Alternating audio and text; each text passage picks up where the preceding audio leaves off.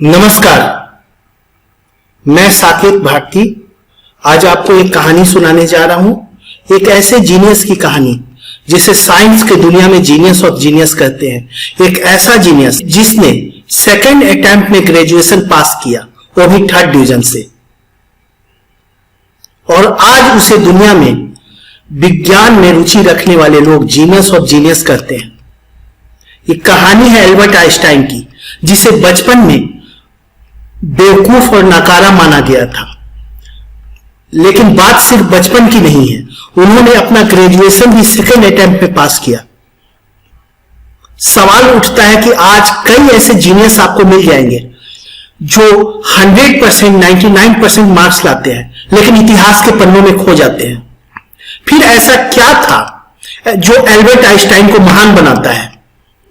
अगर वो Albert Einstein genius थे तो उन्हें ग्रेजुएशन करने में 2 अटेम्प्ट क्यों लगा? अगर वो जीनियस नहीं थे तो आज उन्हें दुनिया याद क्यों करती है? ये पूरा खेल माइंड गेम का है। ये खेल पूरा एक पॉइंट पर फोकस होने का है। एल्बर्ट आइंस्टाइन ने अपने हर एक्सपेरिमेंट 20 साल दिए मिनिमम। सोचने की बात है, 20 साल कम नहीं होता है। 20 साल में एक व्यक्ति ना जाने कितने सब्जेक्ट में ग्रेजुएशन कर सकता है।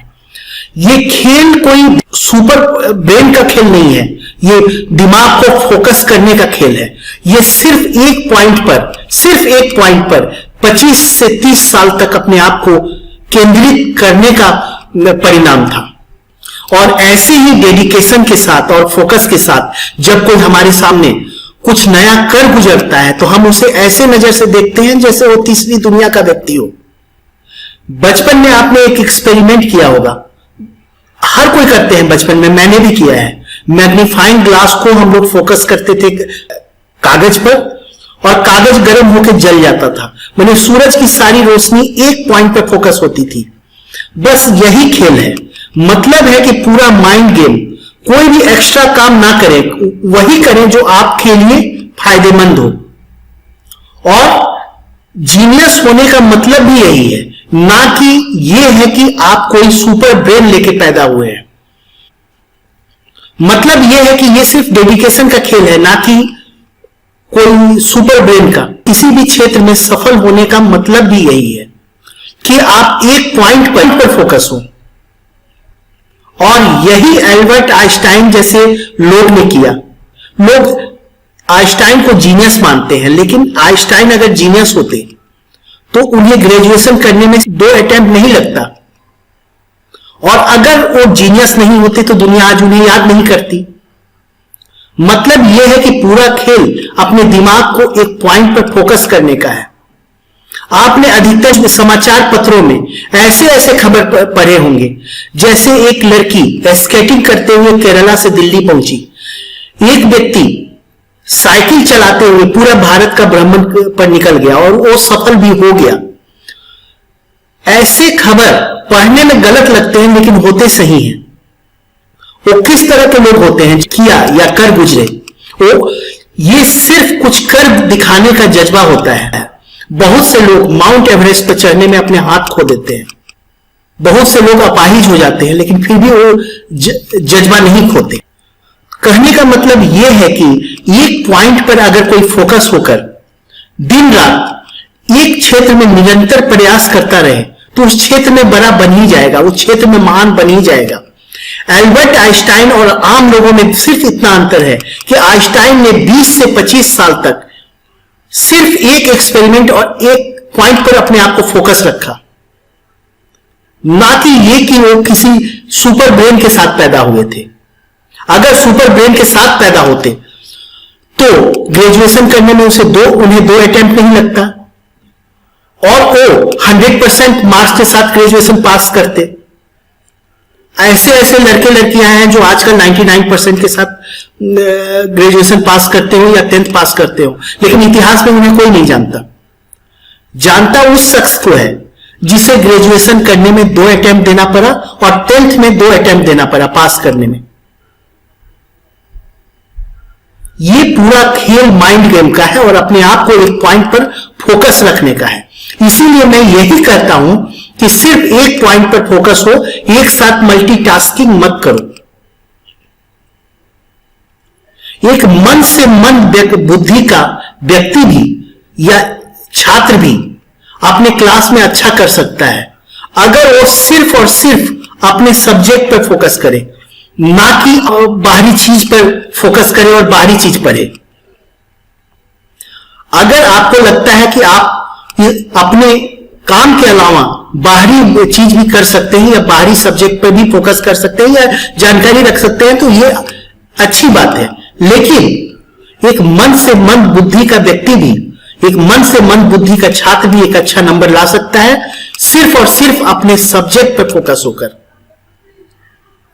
आपने अब्दुल कलाम की विंग्स ऑफ फायर पढ़ी होगी। किस स्टैंडर्ड का इंग्लिश है? आपने पढ़ा है? 10th से भी नीचे स्टैंडर्ड का इंग्लिश है विंग्स ऑफ फायर। मैंने पढ़ा है पूरी किताब। हालांकि वो किताब बहुत प्रेरणादायक है। उसमें अब्दुल कलाम ने बताया है कि कैसे जब वो एरोनॉटिकल इंजीनियरिंग की डिग्री लेकर निकले तो कैसे पूरे यूरोप में एरोनॉटिकल इंजीनियर की बहुत भारी कमी थी और कैसे उन्हें विदेशों से मालामाल करने वाले ऑफर मिलते थे और उनके पास खाने को पैसा नहीं था, लेकिन वो जानते थे कि अगर विदेश चले गए तो वो भीड़ में खो जाएंगे, क्योंकि वहां अमेरिका में कई साइंटिस्ट थे मिसाइल बनाने वाले। इसीलिए उन्होंने भारत को चुना और अपने बचपन के सपने को चुना, क्योंकि वो भीड़ में खोना नहीं चाहते थे। और इसका परिणाम आपके साथ सामने है। अमेरिका में अगर आप देखें तो हजारों साइंटिस्ट का नाम एक के बाद एक आपके सामने आ जाएगा, लेकिन इंडिया में होमो जहांगीर भाभा, अब्दुल कलाम जैसे साइंटिस्ट का नाम लोग लेते हैं। मतलब कहने का मतलब यह है कि मल्टीटास्किंग मत करें, एक पॉइंट पर फोकस हो। यही आज का सीख है मेरा। सिर्फ एक पॉइंट पर फोकस हो और एक पॉइंट पर फोकस होकर आप कुछ भी कर सकते हैं। असफलताएं आएंगी, बार बार आएंगी, लेकिन असफलताओं को आप पूरी तरह अवॉइड करें और आगे बढ़ जाएं, लेकिन अपना कैरियर ना चेंज करें और एक दिन आप उसमें महान बन जाएंगे। यही इस कहानी की सीख है आज का मेरा। और ये स्टूडेंट्स के लिए, और जो लड़के अपने क्षेत्र में असफल होकर अपना कैरियर बदल देते हैं, नए क्षेत्र में अपना कैरियर आजमाने लगते हैं, उनके लिए मेरी ये सीख है कि सिर्फ एक चीज पर फोकस हो, आप उसमें महान बनेंगे। एक ना एक दिन आप उसमें आगे बढ़ जाएंगे। और यही राज था एल्बर्ट आइंस्टाइन जैसे महान साइंटिस्ट का।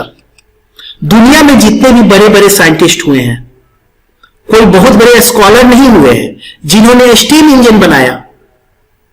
जेम्स वाट, जिस सिद्धांत पर कोयला रेलगाड़ी चलती थी, और वो भी कोई खास पढ़े लिखे नहीं थे, वो मैकेनिक थे। बचपन में अपनी मां को चूल्हे पर खाना बनाते हुए उन्होंने देखा था कि कैसे भाप में वो ताकत होती है कि पतीले के ढक्कन को उठा देता है, और यहीं से उनके दिमाग में स्टीम इंजन बनाने का आइडिया आया। उसी तरह फीडर ब्रदर्स भी कोई खास पढ़े लिखे नहीं थे, जिन्होंने इंग्लिश चैनल पार किया था दुनिया का पहला हवाई जहाज बनाकर। लंदन से पेरिस की इंग्लिश चैनल को, पूरा एक समुद्र है, इंग्लिश चैनल को उन्होंने पार कर लिया था, और यही दुनिया की पहली उड़ान थी। कहने का मतलब यह है कि आप बहुत बड़ा स्कॉलर बनने की जरूरत नहीं है, बस एक पॉइंट पर फोकस होने की जरूरत है। अगर आप किसी चीज में आज रिसर्च कर रहे हैं और कल नए आइडिया पे रिसर्च करेंगे, तो ये भी अधूरा रह जाएगा, वो भी अधूरा रह जाएगा। उस पर फोकस होकर तो देखें, 10 साल 15 साल अपने कैरियर पे एक पॉइंट पर फोकस होकर देखें। दुनिया की कोई भी ताकत आपको उसमें एक्सपर्ट होने से नहीं रोक सकती।